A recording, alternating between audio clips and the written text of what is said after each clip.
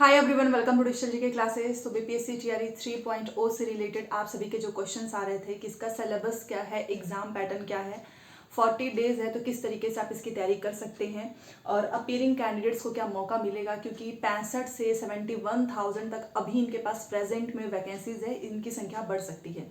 तो बेसिकली इस वीडियो में मैं आपको बताने वाली हूँ कि अगर आप जो है फर्स्ट टाइम तैयारी करने जा रहे हैं तो किस तरीके से आपको अपनी तैयारी करनी है। और एग्जाम पैटर्न आपको समझना बहुत जरूरी है कि पेपर 1, जैसे कि आपको पता है अगर आप सीटेट पेपर 1 पास किए होंगे तो आप 1 to 5 में अप्लाई करेंगे, तो 1 से 5 में कितने सब्जेक्ट कितने कितने नंबर्स के आएंगे।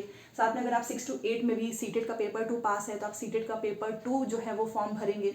तो उसका एग्जाम पैटर्न जो है क्या है और सिलेबस क्या है, कितना क्वेश्चंस कहाँ कहाँ से पूछा जाता है, टीआरई 1 और टीआरई 2 के बेस पे मैं ये वीडियो लेकर आई हूँ। और साथ में हम इसका सबसे पहले जीएस वाला पोर्शन स्टार्ट करने वाले हैं, तो आप चैनल को सब्सक्राइब जरूर कर लेना, क्योंकि सबसे बड़ा जो पोर्शन होता है वो जीएस का ही होता है, चाहे 1 to 5 का देखें या फिर आप 6 to 8 का देखें, और एनसीईआरटी और एससीईआरटी से ही पूछी जाती है। तो चलिए स्टार्ट करते हैं। और कुछ बेसिक इन्फॉर्मेशन अगर आप पहली बार देख रहे होंगे तो आपको नहीं पता है तो मैं बताना चाहूँगी, पता है तो अच्छी बात है। जैसे कि आपको पता है कि बीपीएससी टीआरई 3.0 जो है अगस्त में होने वाला था, बीपीएससी ने 2 बार कैलेंडर जारी किया, बट ये एग्जाम पहले हो रहा है चुनाव की वजह से। तो क्या इसमें डीएलएड, बीएड, सीटेट अपीयरिंग या फिर एस्टेट अपीयरिंग जो है अप्लाई कर सकते हैं, तो अभी तक की जो इन्फॉर्मेशन आ रही है कि यस आप अप्लाई कर सकते हो, क्योंकि इन्होंने पेपर पहले कराया है। तो आप अपीयरिंग कैंडिडेट्स को जो लास्ट वाले होंगे उनको मौका मिलेगा इसमें। तो सीटेट वाले भी अप्लाई कर सकते हैं, ये डाउट क्लियर। अदर स्टेट वाले भी भर सकते हैं, बट याद रखिएगा महिला है चाहे पुरुष है, आपके सीटेट में 90 नंबर होने चाहिए, ठीक है। तो फॉर्म आपके 15 फरवरी से स्टार्ट हो जाएंगे। अभी सिलेबस पे बात करेंगे और एग्जाम पैटर्न पे भी। क्वालिफिकेशन क्या होगा, तो क्वालिफिकेशन वही है, आपने बीएड किया है तो आप 6 to 8, 9 से 10, 11 से 12 में जा सकते हैं। और अगर आपने बीटीसी किया है या फिर आपने डीएलएड किया है तो आप 1 to 5 और 6 to 8 इन दोनों में अप्लाई कर सकते हो। बट इसके साथ साथ याद रखिएगा सीटेट क्लियर होना चाहिए, ठीक है। तो ये आपकी क्वालिफिकेशन हो गई। और बाकी एज लिमिट आपको पता ही है, टीचिंग वाले में ऐसा कुछ रिस्ट्रिक्शंस नहीं होता है, 40 ईयर तक वालों को मौका मिलता है, कैटेगरी वालों में तो छूट भी मिलती है, तो आप लोग अप्लाई कर सकते हो। और ये 3 मौका वाली बात अभी क्लियर नहीं है, 3 मौका, 4 मौका, 5 मौका, स्टार्टिंग में तो इन्होंने बोला हुआ है कि 3 बार ही अप्लाई कर सकते हैं। टीआरई 1, टीआरई 2 में जिसने जो अपियर हुए होंगे, अगर वो टीआरई 3 में जा रहे होंगे तो मे भी उनका एक लास्ट मौका हो सकता है। बट इस पर मैंने कई बार वीडियो के माध्यम से जो है बताने की कोशिश की, रिक्वेस्ट भी की, मौका हटा देना चाहिए। ऐसा मतलब कि आप सोचो कि और भी बहुत सारे एग्जाम्स होते हैं, उसमें कोई ऐसा मौका नहीं होता है कि आप 3 बार ही केवल एग्जाम दे सकते हैं। तो इस पर तो डाउट है, क्योंकि इस पर गवर्नमेंट ने, बीपीएससी चेयरमैन सर ने, शिक्षा विभाग ने कुछ भी नहीं बताया है कि कितना मौका होना चाहिए। तो बाकी आप देख लीजिएगा आपने 1 to 5। हाँ, बट ये है कि जैसे कि अगर आपने पिछली बार 1 to 5 में अपीयर हुए होंगे, इस बार 6 to 8 में, तो ऐसा नहीं है कि आपने 1 से 5 भी कर लिया, 6 से 8, 9 से 10 तो आपके 3 मौका खत्म नहीं। 1 to 5 में अगर आपने ऑलरेडी 2 बार दिया है तब जाकर आपका ये लास्ट मौका हो सकता है, ठीक है। तो आपको इसलिए एकदम अच्छे से जी जान लगा देनी है, क्योंकि वैसे भी 71,000 आए चाहे 80,000 आए, इस बार ही आपको ज़्यादा वैकेंसीज देखने को मिलेगी, बिकॉज इन्होंने सप्लीमेंट्री रिजल्ट को भी ऐड कर दिया, इसमें नियोजित शिक्षकों की वैकेंसीज को ऐड किया हुआ है, जो नौकरी छोड़ रहे हैं उनकी भी वैकेंसी इसमें ऐड हो जाएगी। अदर स्टेट वाले अप्लाई कर सकते हैं, appearing candidates CTET, BEd, DElEd, STET भी अप्लाई कर सकते हैं। फॉर्म आपका 15 फरवरी से स्टार्ट होगा, एग्जाम आपका जो है 20 मार्च तक हो जाएगा। नेगेटिव मार्किंग है नहीं, सबसे बड़ा क्वेश्चन यही आता है कि क्या नेगेटिव मार्किंग है, तो बिल्कुल भी नहीं। अब बात कर लेते हैं पहले एग्जाम पैटर्न पे। तो मेजॉरिटी ऑफ स्टूडेंट्स की डिमांड थी कि 1 to 5 और 6 to 8 का बताइए, क्योंकि 9 से 10 और 11 से 12 के लिए आपका एस्टेट चाहिए। तो 1 to 5 में आपका सीटेट का पेपर 1 और डीएलएड वाले कैंडिडेट्स अप्लाई करेंगे। इसमें आपका 150 क्वेश्चन आता है। टीआरई 1 में तो 2 दिन तक पेपर हुआ था, अब चेंज हो चुका है, 1 ही दिन पेपर होता है। बहुत अच्छी चीज़ है, जाओ एक दिन पेपर देके खत्म हो जाएगा, ऐसा नहीं है कि आपको स्टे करना होगा। तो 1 to 5 में 150 क्वेश्चन होंगे, 2 पार्ट में डिवाइड होगा।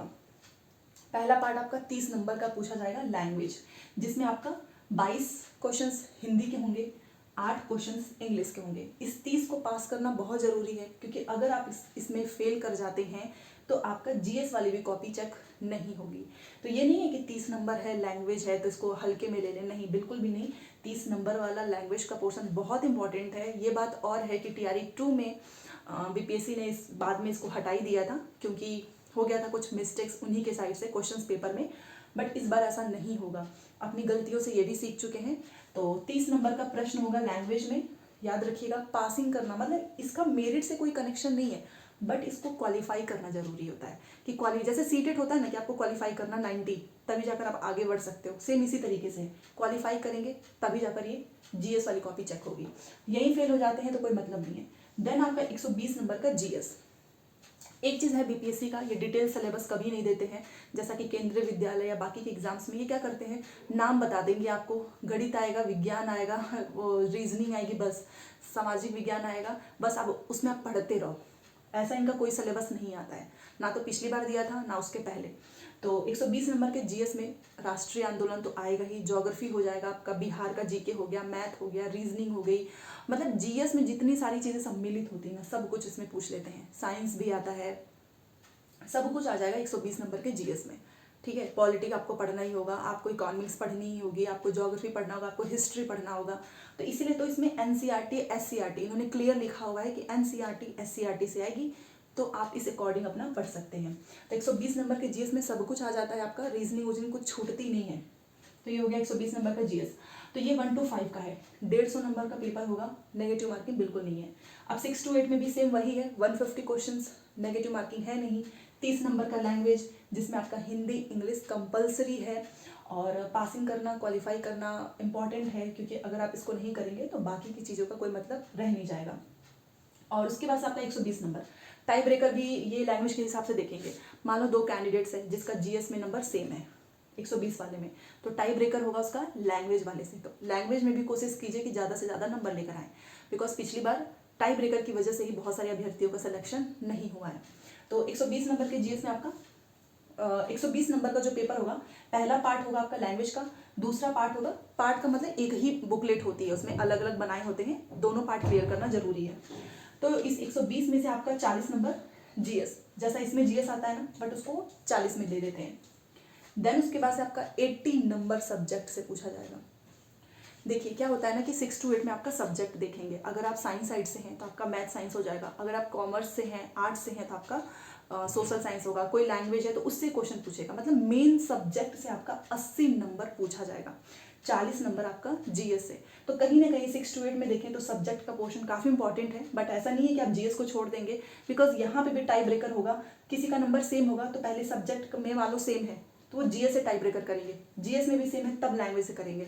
अब वो डीओबी ओबी वाली चीज़ें ये नहीं करना चाहते हैं कि हम डीओबी के बेस पे देखें, तो यहाँ पर आपका हर एक पोर्शन इंपॉर्टेंट है।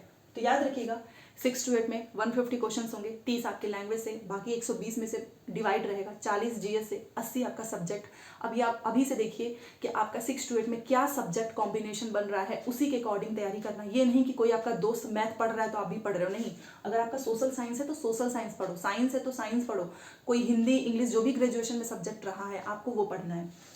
और सिलेबस इन्होंने डिटेल में कभी नहीं दिया है, ये मैंने आप पहले ही बताया है। इनका सिलेबस वैसा नहीं है कि टॉपिक है पॉइंट पॉइंट, नो, इनका सिलेबस है math, science, Hindi, English, GS. GS में भी आपका राष्ट्रीय आंदोलन, भूगोल, फिर आपका रीजनिंग, गणित, प्रारंभिक गणित, इस तरीके से इन्होंने सिलेबस दिया हुआ है। तो मैं टेलीग्राम पे भेज दूंगी, इसका पुराना वाला ही सिलेबस वही रहेगा, कुछ चेंज नहीं होने वाला है, इन्होंने बता दिया है। तो आप टेलीग्राम पे जुड़ जाइएगा, कमेंट सेक्शन में लिंक मिलेगा। तो तैयारी कैसे करें, 40 दिन है, बीएड बीटीसी सभी के पास एक अच्छा मौका है। सीटेट वाले भी इस बार पास हो चुके हैं, उनके पास भी अच्छी अपॉर्चुनिटी है। बिहार के साथ साथ अदर स्टेट वाले भी भरेंगे, बहुत ही भयंकर कंपटीशन होने वाला है। पिछली बार भी आपने देखा होगा 1,22,000 में कट ऑफ इतनी हाई गई थी, तो इस बार क्या ही कहना, क्योंकि जिनका TRE 1 में नहीं हुआ, TRE 2 में वो लगे हुए हैं, वो इस बार भी दोबारा से एग्जाम देंगे। तो तैयारी है आपके पास 40, इसमें आपको ज़्यादा से ज़्यादा मॉक टेस्ट, प्रीवियस क्वेश्चन करना है। बीपीएससी ने अभी तक जितना भी क्वेश्चन पेपर बनाया था, सारे क्वेश्चन पेपर देखो, सिलेबस के अकॉर्डिंग आप टॉपिक्स क्लियर करो। हिस्ट्री, ज्योग्राफी, अगर आपका जीएस है तो आपको एनसीईआरटी एससीईआरटी बुक खरीद लीजिए, उस बुक से अपने नोट्स बनाइए। कोर्सेज पे ज़्यादा पैसा वेस्ट करने से बेटर है कि आप इनकी जो किताब होती है ना एनसीईआरटी एससीईआरटी, उसी को फॉलो करें, क्योंकि इतना कोर्स लेने के बावजूद भी लोगों का नहीं हो रहा है। आपको बेसिक बुक्स से तैयारी करनी ही होगी। आपका जो भी वीक है आप उस पर अभी से काम करो। 40 डेज है, आप अपनी स्ट्रेटेजी बनाइए कि आपको पहले जीएस कंप्लीट करना है कि सब्जेक्ट, इस अकॉर्डिंग या फिर दोनों पैरेलली लेके चलना है, आपकी तैयारी हो जाएगी। बाकी मैं आपको जीएस वाला पोर्शन कराने वाली हूँ एनसीईआरटी से, तो आप उसके लिए चैनल पे जुड़े रह सकते हैं। और इसके अलावा जो भी डाउट्स होंगे तो बताइएगा। मिलते हैं नेक्स्ट क्लास में। Thanks for watching.